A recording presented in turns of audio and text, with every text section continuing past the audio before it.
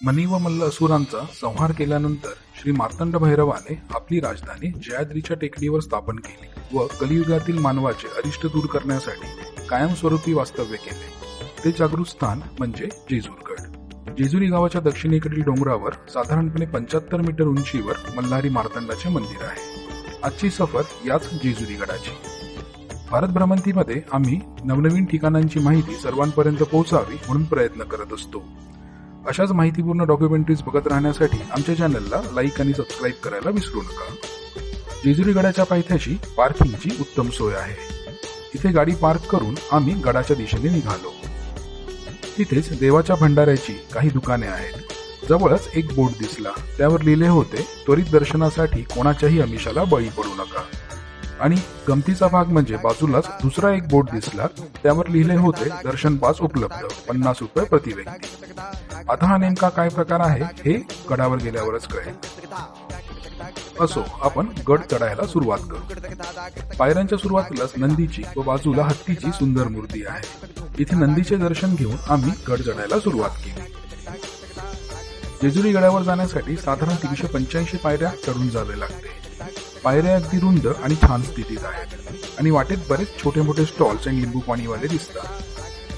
थोडं वर गेल्यावर 2 वाटा दिसल्या. ही डावीकडे दिसते आहे ती नवीन वाट आणि ही जुनी वाट. थोडा चेंज म्हणून आम्ही जुन्या वाटेने जायचे ठरवले. वाटेत पडलेला प्लास्टिकचा कचरा वगळता जसजसे आपण वर जातो तसे छान थंड हवा आणि सुंदर निसर्ग अनुभवता येतो.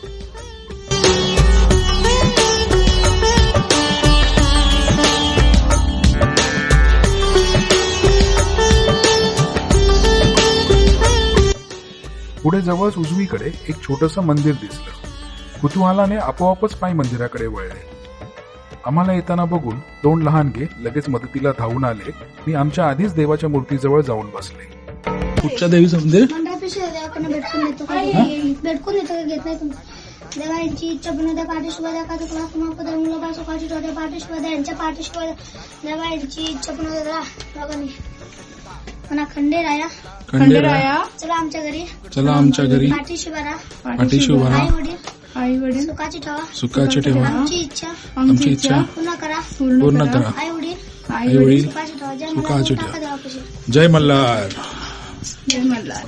कितीचं कमी पण 100 करता का 200 करता तुमची इच्छा किती करा सांगा देवाला. 100. देवांची इच्छा देवा 100 दिलेली देवा पाहून घे. देवा तुमच्या जेवढी तुमच्या देवाला 100. थोडीशी दक्षिणा द्यावी लागली पण त्या लहानग्याचा उत्साह बघता हरकत नाही. थोडं पुढे गेल्यावर मंदिराचा परिसर दृष्टिक्षेपात आला. फुलं, नारळ, हार, प्रसाद यांची बरीच दुकाने पायऱ्यांच्या दोन्ही बाजूने आहेत. तरी जास्त गर्दी नसल्यामुळे वाट सुटसुटीत वाटत होती. दरवाजा समोरच नंदीची छान मूर्ती आहे. तिथे काही मोठ्या घंटा आहेत.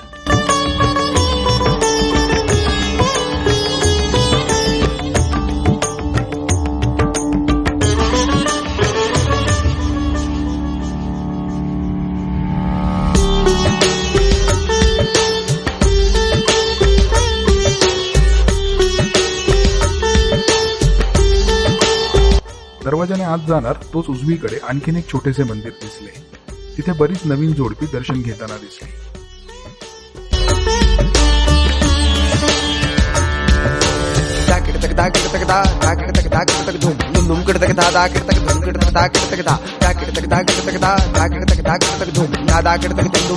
गडावर आत जाताना गडाच्या भक्कम अशा बांधकामाचा अंदाज येतो.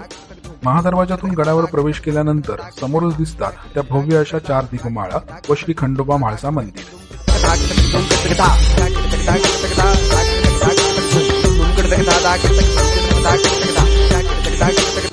तेल जाळा विघ्ने टाळा. प्रचंड संख्येने असलेल्या दीपमाळा हे या मंदिराचे वैशिष्ट्य म्हणता येईल.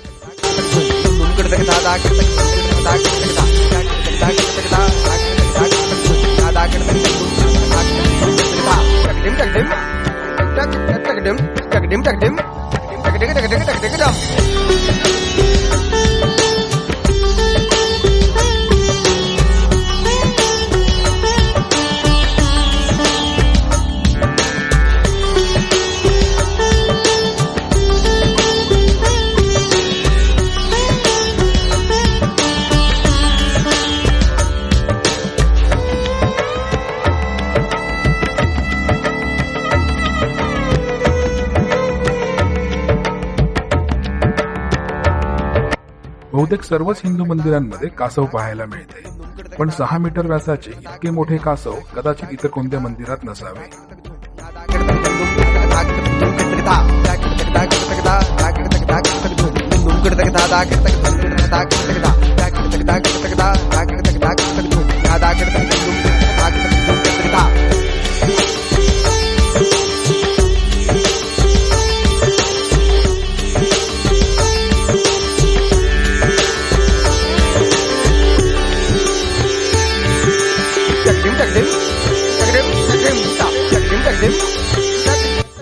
ही मंदिरात जाण्यासाठीची रांग.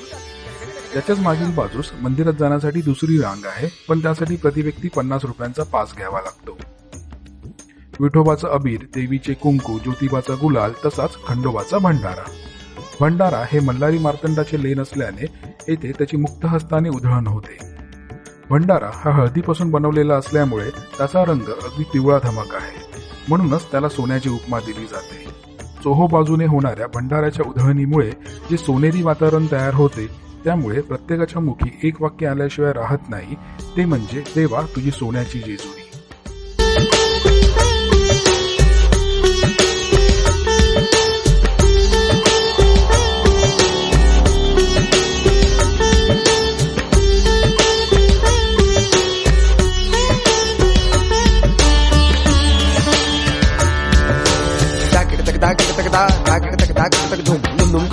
आशा आहे की तुम्हाला आजची ही जेजुरी गडाची सफर नक्कीच आवडली असेल. भारत भ्रमंतीमध्ये आम्ही नवनवीन ठिकाणांची माहिती सर्वांपर्यंत पोहोचावी म्हणून प्रयत्न करत असतो.